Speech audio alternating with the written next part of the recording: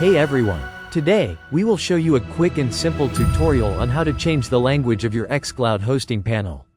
Let's get started. First, log into your xCloud dashboard and head to the top right corner of your dashboard. You'll see an arrow icon next to your team name. Click on it to open the drop-down menu. Now, select My Profile.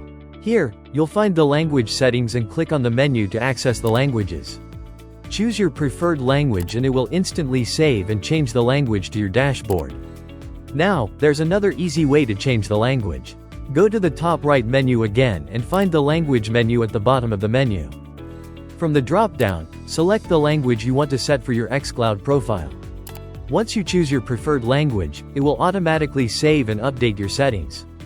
You can send notifications and transactional emails from the xCloud team in your preferred language as well. Click on the arrow icon in the top right corner, then select Team Settings. Find your team, click the three-dot menu, and select Edit.